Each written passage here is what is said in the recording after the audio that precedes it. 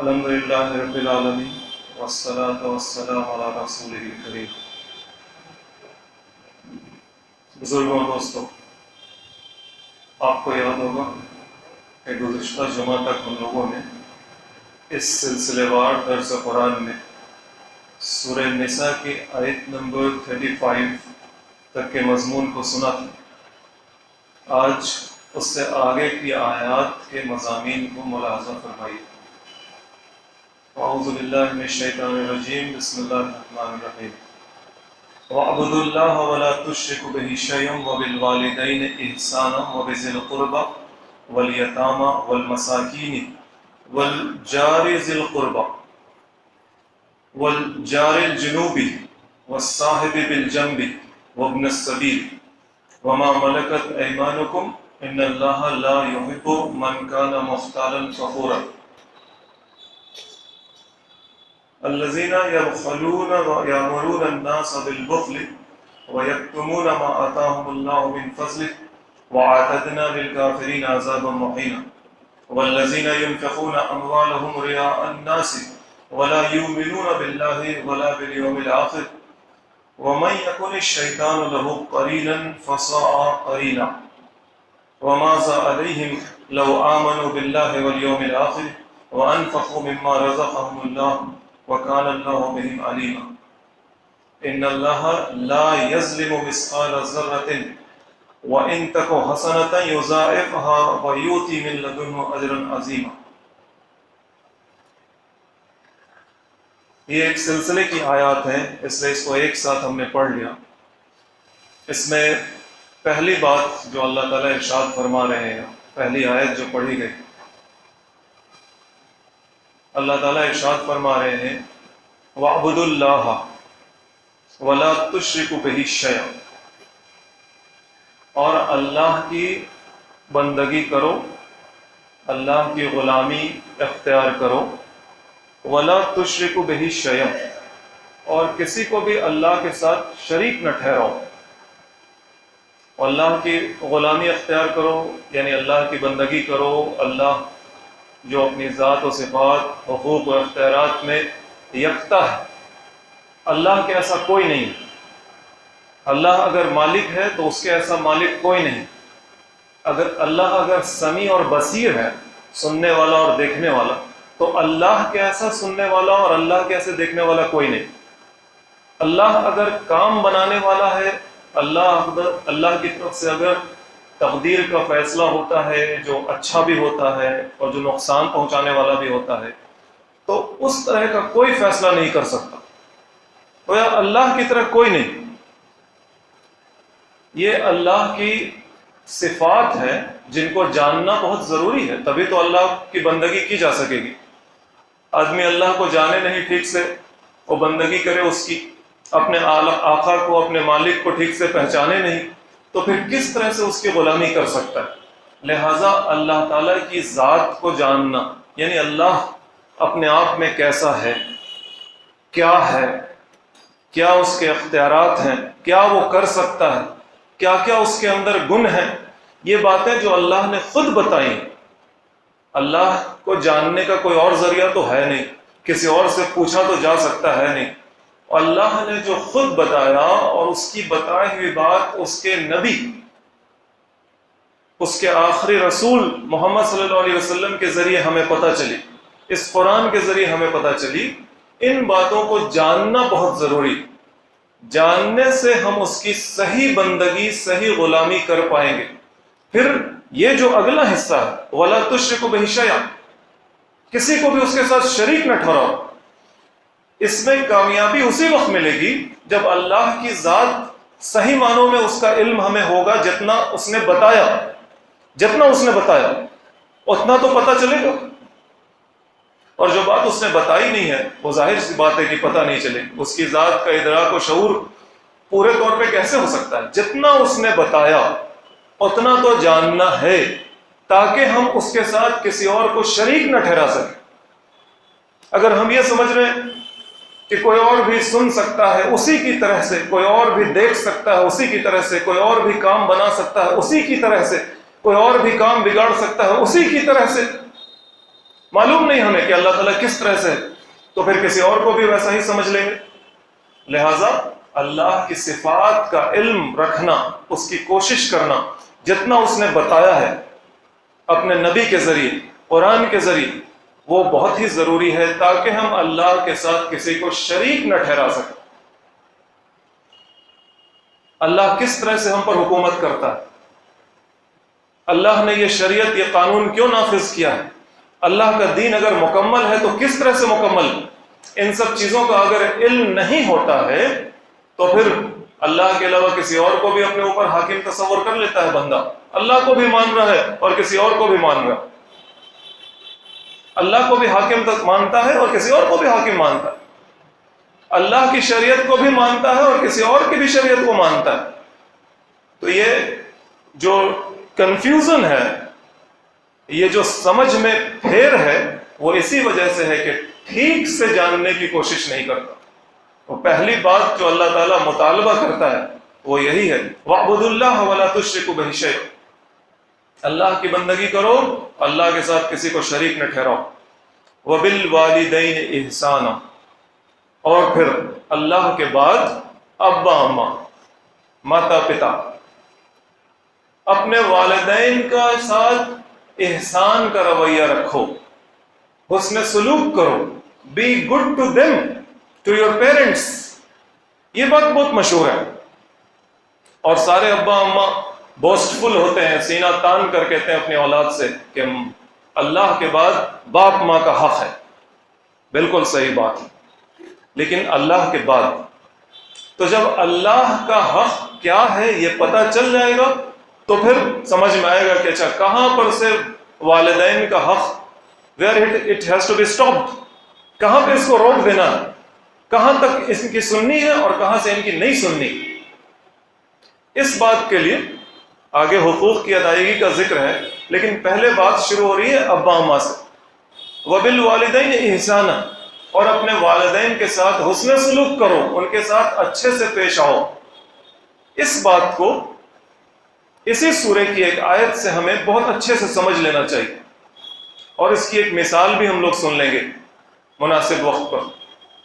اسی سورہ میں، سورہ نساء میں آیت نمبر 135 میں اللہ تعالیٰ کہتے ہیں، یا ایھا الذین آمنوا کونوا قوامین بالقسط شہداء للہ، اے لوگوں جو ایمان لائے ہو، قوامین بالقسط بن جاؤ، حق اور انصاف کے علمبردار بن جاؤ، حق اور انصاف کو، صحیح کو قائم کرنے والے بن جاؤ، قوامین قائم کرنے والے بن جاؤ، قسط کو، حق اور انصاف۔ اور اگر کسی بات کا سچ کہنا تمہارے لیے ضروری ہو، کسی بات کا جھوٹ کہنا تمہارے لیے ضروری ہو، یعنی بتانا ہے تمہیں کہ یہ بات صحیح ہے، یہ بات غلط ہے، تو یہ کام تم صرف اور صرف اللہ کے لیے کرو، کسی اور جذبے میں آ کر سچ کو سچ یا جھوٹ کو جھوٹ نہیں کہنا، یا جھوٹ کو سچ اور سچ کو جھوٹ نہیں کہنا، صرف اور صرف اللہ کے لیے، شہداء للہ۔ اگر گواہی دو، گواہی میں ہوتا کیا، کسی چیز کا ہونا یا نہ ہونا بیان کیا جاتا ہے، تو یہ چیز اللہ کے لیے کرو، اور یہ حق کی علمبرداری اور حق کی گواہی جو ہو، اس کی مار اگر تمہارے اپنے اوپر پڑتی ہو، وَلَوْ عَلَىٰ أَنفُسِكُمْ، سچ بولنے کے چکر میں اپنا نقصان ہے، سچ بولو، سچ بولنے کے چکر میں جان مال عزت و آبرو کا نقصان ہے اپنا، سچ بولو، سچ کے چکر میں والدین کا نقصان ہے، وَلَوْ عَلَىٰ أَنفُسِكُمْ أَوِ الْوَالِدَيْنِ، یا پھر ابا اماں کا، وہی جن کے ساتھ اللہ تعالیٰ کہہ رہا ہے وَبِالْوَالِدَيْنِ إِحْسَانًا، اپنے والدین کے ساتھ حسن سلوک کرو، انہی کے بارے میں اللہ تعالیٰ وہاں پہ کہہ رہا ہے کہ اگر حق و راستی کی وجہ سے، سچائی کی وجہ سے تمہارے والدین کا نقصان ہوتا ہے تو بھی تمہیں اپنے حق کے راستے کو نہیں چھوڑنا، سچ کا ساتھ دینے سے تمہیں پیچھے نہیں ہٹنا۔ والدین کا حق اللہ کے حق کے بعد، سچ بولنا اللہ کا حق ہے، اللہ کے لیے، انصاف قائم کرنا اللہ کے حقوق میں سے ہے، غلط کے خلاف آواز اٹھانا، اس کے مقابل کھڑا ہونا اللہ کے حقوق میں سے۔ اور صرف والدین تک ہی بات نہیں رکتی ہے، وَلَوْ عَلَىٰ أَنفُسِكُمْ أَوِ الْوَالِدَيْنِ وَالْأَقْرَبِينَ، یہ سچ بولنا، یہ انصاف قائم کرنا، یہ اللہ کے واسطے گواہی دینا، اس کی مار، اس کی زد اگر تمہارے کنبہ پریوار کو پڑتی ہے تو بھی حق بولو، سچ بولو۔ حق اور سچ سے تم پیچھے نہیں ہٹ سکتے، کیونکہ یہ حق اور سچ اللہ کے حقوق میں سے ہے، اللہ کے لیے ہے یہ۔ اس کے بعد ہی کسی اور کی کچھ سنی اور مانی جائے گی۔ تو یہ بات جب بھی والدین کی بات آئے تو جو ایک ہی حصہ سنایا جاتا ہے نا، ایک ہی حصہ ذہن میں بٹھا دیا جاتا ہے، اللہ کے بعد والدین۔ تو اللہ کا مطلب لوگ کہتے ہیں شرک کرنے کو تھوڑی کہہ رہے ہیں۔ کوئی باپ کوئی ماں اپنے اولاد سے کہتا ہے یا کہتی ہے کہ شرک کرنے کو ہم تھوڑی کہہ رہے ہیں، باپ کی سنو ماں کی سنو۔ ارے بھائی، اللہ تعالیٰ کے ساتھ شرک کرنے کو تھوڑی کہہ رہے ہیں۔ ہاں، تم مورتی پوجا کرنے کے لیے نہیں کہہ رہے ہو، لیکن اپنی پوجا کروا رہے ہو۔ ایک جھوٹ بول کر باپ چاہتا ہے کہ اس کی اولاد اس کا ساتھ دے، تو یہ وہ اپنی پوجا کروا رہا ہے۔ ایک جھوٹ پر ماں چاہتی ہے کہ اس کی اولاد اس کا ساتھ دے، تو وہ مورتی پوجا ہرگز نہیں کروا رہا، لیکن وہ اپنی پوجا کروا رہی۔ اور اللہ کے بعد کا مطلب کیا ہے؟ اللہ کا مطلب کیا ہے؟ اللہ کا مطلب یہ ہے کہ اس کے حقوق میں بھی ڈاکہ نہ ڈالا جائے۔ جو اس کا مطالبہ ہے، اس کی بندگی کا جو مطالبہ ہے، اللہ کی بندگی کرتا ہے اور جھوٹ کا ساتھ دے گا، اللہ کی غلامی کرتا ہے اور ناانصافی کا ساتھ دے گا، اللہ کی پرستش کرتا ہے، اس کی بندگی بجا لاتا ہے، اس کے آگے سر جھکاتا ہے اور ظلم کے خلاف آواز نہیں اٹھائے گا، کیسا بندہ ہے، کیسی بندی؟ یہ اللہ کے بعد کا مطلب سمجھنا ہوگا کہ اللہ کے لیے پھر کیا ہے۔ وَبِذِي الْقُرْبَى وَالْيَتَامَى وَالْمَسَاكِينِ، اور حسن سلوک کرو اپنے رشتہ داروں کے ساتھ، قرابت داروں کے ساتھ، وَالْيَتَامَى، اور یتیموں کے ساتھ، کیونکہ سماج میں ان کو کمزور سمجھا جاتا ہے، سماج ان کا مال ہڑپتا ہے۔ کتنا ہم لوگوں نے سنا اسی سورہ نساء کے شروع کس طرح سے یتیم لڑکا ہو یتیم لڑکی ہو تو سماج اس کو کمزور سمجھ کر اس کے حقوق کو مار کھاتا ہے۔ اس کے ساتھ حسن سلوک کرو۔ والمساکین، اور جو مسکین ہے، جو بالکل ہاتھ پھیلا چکا، ہمت ہار چکا، جس کا ہاتھ اللہ کے بجائے تمہارے آگے پھیل گیا، جو ہمت ہار چکا، زندگی جینے کے لیے اس کے اندر ہمت نہیں رہی، ہاتھ پیر گرا دیا، اس کو بھی دھتکارو نہیں، اس کو بھی حقیر نہ جانو، اس کے ساتھ بھی حسن سلوک کرو، حسن سلوک، اچھا برتاؤ کرو اس کے ساتھ۔ وہ دروازے پہ آتا ہے مانگنے، یا پھر سڑک پر نظر آ جاتا ہے، یا مسجد کی سیڑھیوں پر بیٹھا دکھتا ہے، اس کے ساتھ حسن سلوک کرو، اچھے سے پیش آؤ۔ مدد کر سکتے ہو مدد کرو، مدد نہیں کر سکتے ہو اپنی زبان کو اس کے خلاف نہیں استعمال کرو، اچھے سے پیش آؤ، اچھے سے پیش آؤ۔ والدین کے ساتھ اچھے سے پیش آؤ، اس کا کیا مطلب؟ ان کے حقوق ادا کرو، ان کے ساتھ نرمی سے بات کرو، ان کی ڈانٹ ڈپٹ پر بھی پلٹ کر زبان سے بری بات نہ کہو، چیخو چلاؤ نہیں، یہی ہے نا حسن سلوک۔ بڑھاپے میں یا بڑی عمر میں والدین اور زیادہ چڑچڑے ہو جاتے ہیں۔ جوان بچوں کے لیے، چاہے وہ لڑکا ہو لڑکی ہو، برداشت کرنا بہت مشکل ہوتا ہے۔ بچہ کہا جاتا ہے بوڑھا بچہ برابر ہو گیا، تو بچہ بدماشی کرتا ہے تو اس کو تو ابا اماں پیٹ دیتے ہیں، لیکن ابا اماں جب بوڑھے ہو جاتے ہیں اور بچوں کی طرح کرتے ہیں تو والدین کے ساتھ، ان ابا اور اماں کے ساتھ اونچی آواز میں چیخا بھی نہیں جا سکتا، ڈانٹا بھی نہیں جا سکتا۔ بہت چڑچڑاہٹ ہو تو خاموش ہو جانا چاہیے، کبھی غلطی سے اونچی آواز ہو جائے تو معافی مانگ لینی چاہیے، پیر پکڑ لینا چاہیے۔ یہی ہے نا حسن سلوک۔ والجار ذی القربہ، اور ایسا پڑوسی جو رشتہ دار بھی ہو، پڑوس میں گھر بنا لیا ہے، ایک ہی علاقے میں گھر ہے اس کے ساتھ بھی حسن سلوک کرو، والجار الجنوبی، اور ایسا پڑوسی جو رشتہ دار نہیں ہے، اجنبی ہے، اس کا گاؤں کہیں اور ہے، ہمارا گاؤں کہیں اور، لیکن اب پڑوس ہے، ایک ہی علاقے میں رہتا ہے، گھر کے آس پاس رہتا ہے، اس کے ساتھ بھی حسن سلوک کرو، اس کے ساتھ بھی اچھے سے پیش آؤ۔ والصاحب بالجنب، یعنی ایسا ساتھی جو آپ کے پہلو میں ہے، وقتی طور پہ کسی کیو میں آپ لگے ہوئے ہیں، آپ کے آگے پیچھے کھڑا ہے، کسی جگہ مسافر برس میں آپ بیٹھے ہیں، وہ آپ کے ساتھ بیٹھا ہے، تو اس طرح کے مواقع پر کہیں پر بھی کوئی آپ کے ساتھ کھڑا ہے، بیٹھا ہے، تھوڑی دیر کے لیے صحیح، اس کے ساتھ بھی حسن سلوک کرنا ہے۔ وابن السبیل، اور جو مسافر ہے، کیا پتہ کیا حالت ہو گئی، سفر میں نکلا تھا، کیا ہو گیا، اس کے ساتھ بھی اچھے سے پیش آؤ، اچھے سے پیش آؤ۔ وما ملکت ایمانکم، اور تمہارے ہاتھ میں جو لوگ ہیں، دائنے ہاتھ سے مراد ہے غلام ہے، یا پھر آج کل تو غلام نہیں ہوتا، آج جو تمہارا سب آرڈینیٹ ہے، تمہارے گھر میں کام کاج کرنے والے ہیں، تم سے نیچے جو لوگ ہیں، تمہارے ماتحت جو ہیں، تمہارے آفیسز میں جو تمہارے نیچے ہیں، جو تمہارے بزنسز میں تمہارے نیچے ہیں، کام کرنے والا ہے، کرنے والی ہے، اس کے ساتھ بھی اچھے سے پیش آؤ، اچھے سے پیش آؤ۔ حسنہ کی بات آئی ہے نا، احسانہ، اچھے سے پیش آؤ۔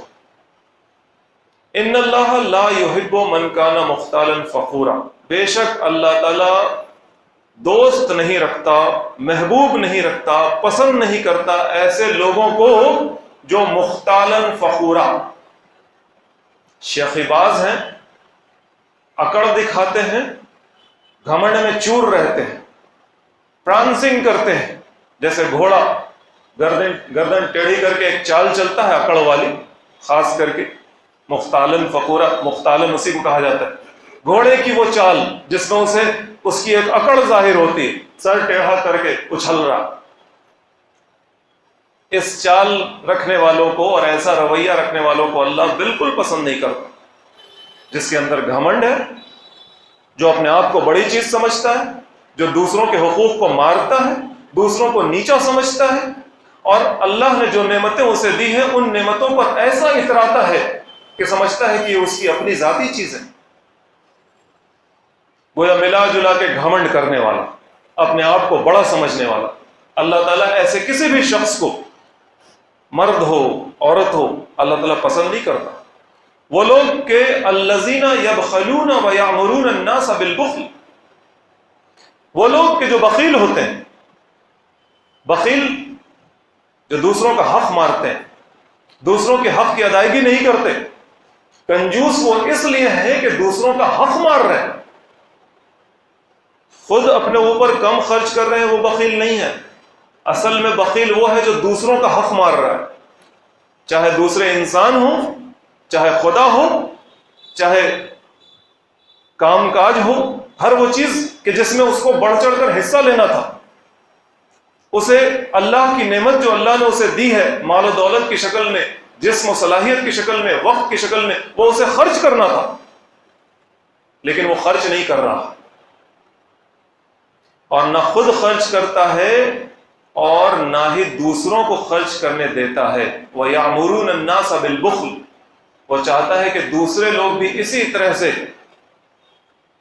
خزانے پر سانپ بن کر بیٹھے رہیں، اسی طرح سے، کیونکہ یہ تو ایک بہت نفسیاتی بات ہے کہ اگر ایک آدمی برا ہے کسی ایک چیز میں تو وہ چاہتا ہے کہ دوسرے لوگ بھی اس چیز میں بالکل ویسے ہی رہے، سو دیٹ کوئی اس پر انگلی نہ اٹھا سکے۔ ارے بھائی آپ بھی تو وہی ہیں، اگر آپ ہم کو کہہ رہے ہیں آپ کہ ہم نے نہیں کیا تو آپ نے بھی تو نہیں کیا نا۔ اس وجہ سے جو ایسا آدمی ہے وہ یہ چاہتا ہے کہ وہ جیسا ہے خود ویسے ہی دوسرے لوگ بھی بن جائیں۔ الذین یبخلون ویأمرون الناس بالبخل، جو بخیل ہے اور جو دوسرے لوگوں کو بھی بخل کا، کنجوسی کا درس دیتا ہے۔ وَيَكْتُمُونَ مَا آتَاهُمُ اللَّهُ مِنْ فَضْلِهِ، اور اللہ نے جو اس کو فضل عطا کیا ہے، اگر اس کے پاس اللہ تعالیٰ نے جس طرح سے بھی جو بھی فضل عطا کیا ہے، مال و دولت کی شکل میں، صلاحیت کی شکل میں، وقت کی شکل میں، وہ ان تمام چیزوں کو چھپاتا ہے،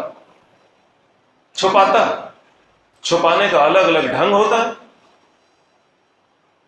لوگوں کے سامنے بیان کرے گا, کیا کرے بھائی آج کل تو خرچہ بہت بڑھ گیا, کیا کرے بھائی 10 لوگوں کا خرچہ تو ہم کو اٹھانا پڑتا ہے, گھر میں اتنی ضروریات ہیں, کیا کرے بھائی, دل تو بہت چاہتا ہے یہ کرنے کا وہ کرنے کا, لیکن کر نہیں پاتے نا, کیونکہ خود اپنا اتنا خرچ ہے.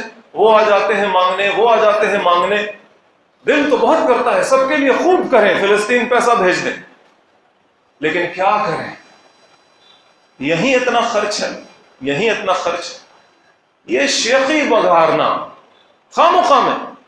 نوبڈی از آسکنگ, کوئی پوچھ نہیں رہا اس سے, لیکن وہ اپنے طور پر شیخی بگار رہا ہے, تو وہ چھپا رہا ہے اللہ کے فضل کو. وَأَعْتَدْنَا لِلْكَافِرِينَ عَذَابًا مُحِينًا, اللہ تعالیٰ کہتا ہے کہ ہم نے ایسے ناشکروں کے لیے ذلت والا عذاب تیار کر رکھا ہے. ذلت والا عذاب, یہ ناشکرے, یہ ناشکرے, وہ اللہ کی نعمت اور اللہ کے فضل کو برباد کرتے ہیں, فضول خرچی بھی کرتے ہیں. آگے وہ بھی بات آ رہی ہے, یعنی ابھی تو خرچ نہ کرنے کی بات چل رہی ہے, اگلی آیت میں اللہ تعالیٰ خرچ کرنے کی بات کر رہا ہے کہ یہی وہ لوگ ہیں جو مختالن اور فخور ہیں نا, ٹیڑھی گردن والے, اکڑ میں چور, اپنے آپ کو 30 مار خاں سمجھنے والے, پتہ نہیں کیا ہے, ذرا سا کچھ مل نہیں گیا ہے تو وہ سمجھ رہے ہیں کہ آسمان کی سلطنت مل گئی. ایسے ناشکروں کے لیے ہم نے ذلت والا عذاب تیار کر رکھا ہے, عذاب مہین, ذلیل کرنے والا عذاب. ذلیل کرنے والے عذاب پہ ہم لوگوں نے ایک بار یہاں پہ مثال سنی تھی کہ کس طرح سے انگریز کیسٹر آئل کی شیشی پلا دیتا تھا, کھڑے کھڑے پخانا ہوتا تھا سماج کے سامنے, دربار میں اچھے خاصے لوگوں کو. تو یہ بھی ایک ذلت کا عذاب تھا, ایک مثال. اللہ جب کرنا چاہے تو کس طرح سے ذلیل کرتا ہے. وَالَّذِينَ يُنْفِقُونَ أَمْوَالَهُمْ رِيَاءَ النَّاسِ, یہ وہ لوگ ہیں جو مال بھی خرچ کرتے ہیں لیکن لوگوں کو دکھانے کے لیے خرچ کرتے ہیں, کیونکہ آخرت پر اللہ پر ایمان نہیں ہے, اور مال خرچ کر رہا ہے سماج میں اپنے نام کے لیے. میرا نام لیا جائے گا, لوگ مجھے بڑا سمجھیں گے, میری عزت ہوگی, اگلے بار میرے لیے کرسی آگے سجے گی, میرا نام لسٹ میں اوپر ہوگا. جو بھی وجہ ہے, سماج میں لوگ ہمیں بڑا جانیں گے, اس مقصد کے لیے وہ مال خرچ کرتا ہے. مال چھپاتا بھی ہے اور مال خرچ بھی کرتا ہے. اللہ تعالیٰ ارشاد فرماتے ہیں وَلَا يُؤْمِنُونَ بِاللَّهِ وَلَا بِالْيَوْمِ الْآخِرِ, اللہ پر ایمان نہیں ہے اس کا, نہ آخرت پر ایمان ہے. اللہ پر ایمان ہوتا تو اللہ کے لیے کرتا, اللہ کی طرف سے بدلے کا ایمان ہوتا کہ ایک دن ایسا آئے گا جس دن ہمیں کھڑے ہونا, اپنے اعمال کا حساب دینا ہے. یہ یقین تو آخرت پر ایمان سے ہی پیدا ہوتا ہے نا, یہی یقین تو آخرت کا ایمان ہے کہ یہ دنیا اصل نہیں ہے. ہم یہاں جو کچھ بھی کر رہے ہیں ہم اکاؤنٹیبل ہیں, ہم سے پوچھا جائے گا, ہم سے پوچھا جائے گا.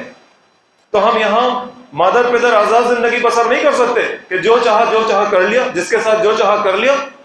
نہیں,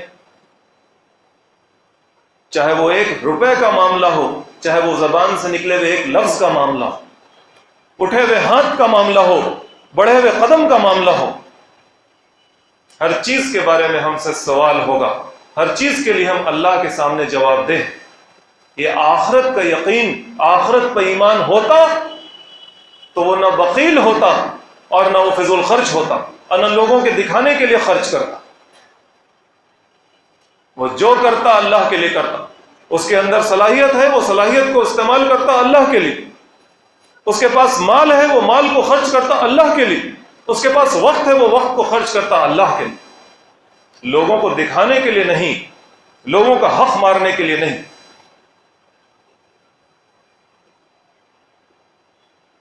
وَمَن يَكُنِ الشَّيْطَانِ لَهُ قَرِينًا فَسَاءَ قَرِينًا, اور جو کوئی ایسا ہے اس کے لیے ایک شیطان ہے, اس کا دوست شیطان بن جاتا ہے. فَسَاءَ قَرِينًا, اور کیا ہی برا دوست ہے جس نے اپنے آپ کو ایمان سے دور کر لیا. کون سا ایمان؟ بظاہر تو مسلمان ہے, لیکن دل میں حقیقی ایمان نہیں ہے، آخرت پر یقین نہیں ہے، جس نے اپنے آپ کو آخرت پر یقین سے دور کر لیا، اس کا دوست شیطان ہو گیا۔ جیسے اللہ تعالیٰ ارشاد فرماتے ہیں وَمَن يَعْشُ عَن ذِكْرِ الرَّحْمَٰنِ، جو کوئی رحمان کے ذکر سے اپنے آپ کو اندھا بنا لے، کچھ بھی بات کہی جائے سمجھائی جائے اس کو کوئی فرق نہیں پڑتا، کوئی فرق نہیں پڑتا۔ اللہ تعالیٰ کہتے ہیں نُقَيِّضْ لَهُ الشَّيْطَانًا، ایک شیطان کو ہم اس کے اوپر مسلط کر دیتے ہیں، فَهُوَ لَهُ قَرِينٌ، اور وہی اس کا دوست بن جاتا ہے، جاؤ اسی کے ساتھ رہو، اسی کے ساتھ جینا ہوگا اور اسی کے ساتھ مرنا ہوگا اور اسی کے ساتھ تمہارا انجام ہوگا۔ جب تمہیں رحمان کے ذکر سے کوئی نصیحت حاصل ہی نہیں ہوتی، رحمان کے ذکر سے کوئی فرق پڑتا ہی نہیں، نُقَيِّضْ لَهُ الشَّيْطَانًا فَهُوَ لَهُ قَرِينٌ، تو ایک شیطان کو ہم اس کے اوپر مسلط کر دیتے ہیں اور وہی اس کا دوست بن جاتا ہے، دوست کے ساتھ انجام ہوگا۔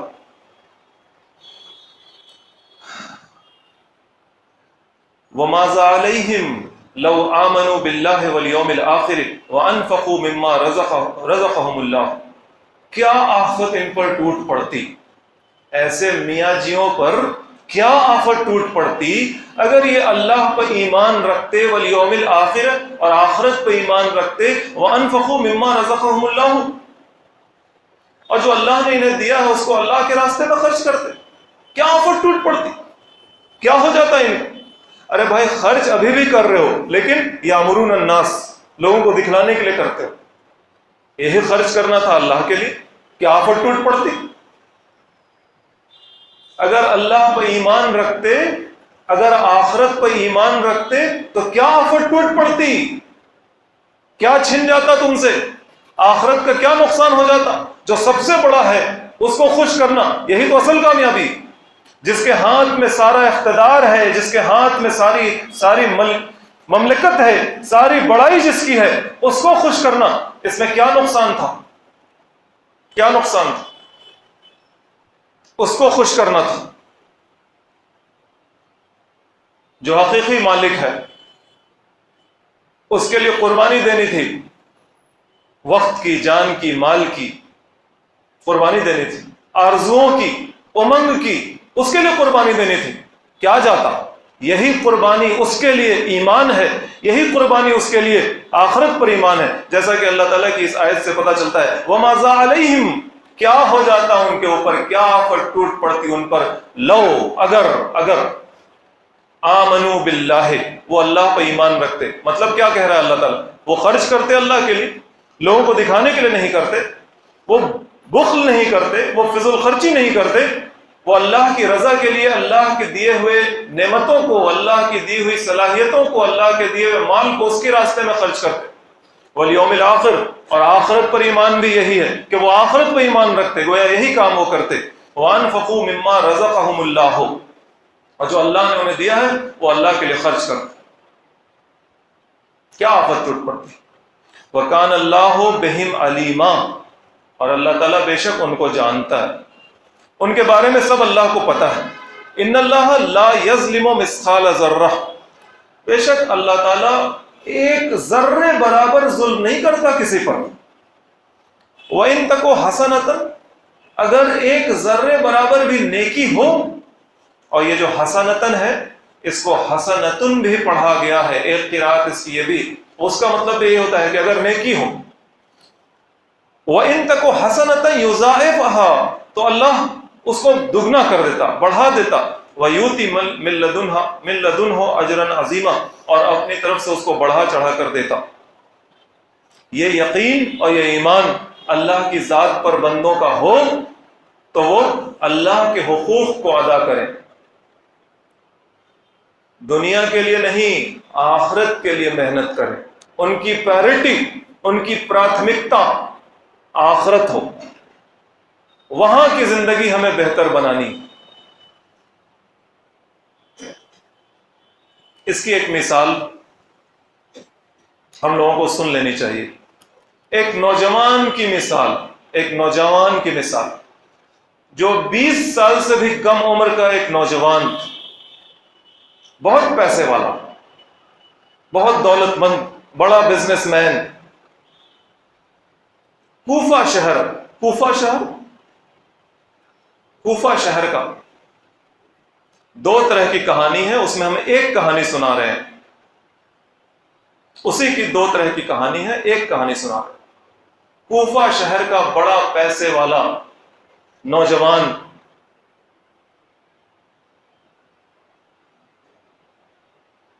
وہ اپنی بیوی اور اپنی ماں کے ساتھ سفر سے واپس آ رہا ہے۔ کوفہ کے راستے میں کربلا پڑتا ہے۔ کربلا تو جانتے ہوں گے۔ اس کربلا سے جب وہ گزر رہا ہے تو اس کی نظر ایک قافلے پہ پڑتی۔ قافلے میں کچھ لوگ ہیں، کچھ عورتیں ہیں، بچے ہیں، گھوڑ سوار ہے۔ وہ جاتا ہے اس قافلے کے پاس۔ یہ مسلمان نہیں ہے، یہ نوجوان مسلمان نہیں ہے، یہ عیسائی ہے۔ کوفہ شہر کا ایک عیسائی نوجوان جو بہت پیسے والا ہے، جسمانی طور پر بہت خوبرو ہے، چوڑا سینہ، گٹھیلا بدن، لڑنے میں بہت مشہور، اپنے خاندان اپنے قبیلے میں بڑی عزت والا، پیسہ ہے تو عزت ہے، پلس جسمانی طور پر بھی مضبوط و توانا ہے۔ ابھی شادی ہوئی ہے، بیوی ہے ساتھ میں، ماں ہے ساتھ میں، اور بھی لوگ ہوں گے اس کے اپنے۔ وہ اس قافلے کے پاس جاتا ہے، اس قافلے سے احوال پوچھتا ہے لوگوں کا، کیا بات ہے، کون ہیں آپ لوگ؟ پتہ چلتا ہے کہ یہ ہیں حسین ابن علی، فاطمہ کا بچہ۔ اور اسے پتہ چلتا ہے کہ حسین ابن علی کیوں آئے ہیں یہاں، اسے حالات کا علم ہوتا ہے، لوگوں سے پتہ چلتا ہے کہ یہ تو آئے ہیں قربان ہونے کے لیے، مطلب یہ کہ ان کے خلاف فوجیں آ رہی ہیں، ان کا یہ موقف ہے اور حکومت ان کے ساتھ اس طرح سے معاملہ کرنا چاہتی۔ کونوا قوامین بالقسط شہداء للہ کی بھی بڑی مثال ہے اس لڑکے کی زندگی میں۔ اس لڑکے کا دل نہیں کر رہا یہاں سے ہٹنے کا، کربلا سے جانے کا دل نہیں کر رہا۔ وہ اپنی ماں سے بات کرتا ہے۔ ماں کہتی ہے کہ اگر ساتھ دو گے موت یقینی ہے، ابھی شادی ہوئی ہے اور تمہاری زندگی ایسی ہے اور تمہارا بزنس ویسا ہے، ساتھ دو گے تو موت یقینی۔ تو وہ کیا کہتا ہے؟ وہ کہتا ہے کہ یہ کسی بھی شریف آدمی کی خودداری کے خلاف ہوگا کہ ہم فاطمہ کے بچے کو اکیلا چھوڑ دیں۔ جو حق پر ہے اسے باطل کے مقابل اکیلا چھوڑ دیں، یہ کسی بھی شریف آدمی کی خودداری کے خلاف ہوگا۔ تو اس کی ماں کہتی ہے تو پھر ٹھیک ہے چلو۔ پھر وہ حسین ابن علی کے پاس جاتا ہے اور اپنی بات کہتا ہے، اس کی ماں بھی کہتی ہے۔ تو حضرت حسین علیہ السلام اس سے کہتے ہیں کہ یہ ہمارے بیچ کا معاملہ ہے، مسلمانوں کے بیچ کا معاملہ ہے، تم کہاں اپنی جان کھپاؤ گے؟ ٹھیک ہے کہ تم ہمارا ساتھ دینا چاہتے ہو، لیکن یہ تو ہمارے درمیان کا معاملہ ہے۔ وہ جو مارنے آ رہے ہیں ہمیں، ہم سے لڑنے آ رہے ہیں، وہ بھی ہمارے نانا کے نام کا کلمہ پڑھتے ہیں اور ہم تو پڑھتے ہی۔ تو اس نے کہا کہ اچھا یہ بات ہے، تو پھر اشہد ان لا الہ الا اللہ واشہد ان محمدًا عبدہ ورسولہ، مسلمان ہو گیا۔ اور دوسرے دن جب وہ لڑا تو اس کے ہاتھوں 30 31 32 لوگ مارے گئے، یزیدی لوگوں نے اس کو گھیرا، اور جب اس پر وار ہوا تو اس کے دونوں ہاتھوں کو الگ الگ طور پہ کاٹ دیا گیا، دونوں ہاتھ کے بنا وہ ہو گیا۔ پھر اسے پکڑ لیا گیا، پھر اس کی گردن ریت دی گئی۔ اب اس کا جسم نہ سر کے ساتھ ہے اور نہ ہاتھوں کے ساتھ ہے، اور اس کے سر کو اٹھا کر اور حسین رضی اللہ تعالیٰ عنہ خیمے کی طرف جدھر عورتیں تھیں ادھر پھینک دیا لوگوں نے۔ اس کی ماں نے اس کے سر کو اٹھایا، صاف کیا، اسے مبارکباد دی، جنت کی مبارکباد دی۔ اس کی بیوی دوڑتے ہوئے اس کے جسم کی طرف گئی۔ امام حسین سے اس نے پوچھا تھا کہ وہ جنت جائے گا؟ انہوں نے کہا تھا ہاں۔ تو اس نے کہا تھا کہ ہمارے لیے بھی دعا کیجئے کہ ہم ساتھ جنت جائیں. ابھی شادی ہوئی, ابھی کچھ وقت پہلے ہی شادی ہوئی تھی. اس کی بیوی دوڑتے ہوئے گئی ہے اپنے خاوند کے بے سر اور بے ہاتھ لاش کے پاس, اور وہاں پر جا کر وہ اسے خوشخبری سنا رہی ہے, جنت کی خوشخبری سنا رہی ہے. یہ بات مارنے والوں کو پسند نہیں ہے کہ ہم نے جسے مارا ہے وہ جنت جائے, اس کا مطلب کہ ہم تو جہنم جائیں. مارنے والوں نے اس عورت کو بھی مار دیا, مارنے والوں نے اس عورت کو بھی مار دیا. یہ لڑکا ہے عبداللہ ابن عمیر الکلبی, جس نے حق کا ساتھ دیا. یا ایھا الذین آمنوا کونوا قوامین بالقسط شہداء للہ, اے لوگوں جو ایمان لائے ہو. اور اس کا ایمان کیا تھا؟ تھوڑی دیر کا ایمان تھا. اس تھوڑی دیر کے ایمان میں اس نے حق قائم کر کے دکھا دیا, جان مال کی قربانی دے دی. وَلَوْ عَلَىٰ أَنفُسِكُمْ أَوِ الْوَالِدَيْنِ وَالْأَقْرَبِينَ, سب قربان کر دیا, جان قربان کر دی, رشتہ ناطہ قربان کر دیا, مال قربان کر دیا, اور پھیلتا کھلتا بزنس چھوڑ دیا. اس سوچ سمجھ کر فیصلہ کیا تھا نا اس نے. اس کی ماں نے کہا تھا سب کچھ ہے پیچھے. وہ ایسا مسلمان تھا, ایسا مسلمان. اس میں اور ہمیں فرق یہ ہے کہ وہ مسلمان کے گھر میں پیدا نہیں ہوا, بچپن سے اس کے کان میں اذان نہیں پڑی تھی. اگر وہ مسلمان کے گھر میں پیدا ہوتا تو شاید ہمارے اور آپ کی طرح ہوتا, حق کا ساتھ نہ دینے والا.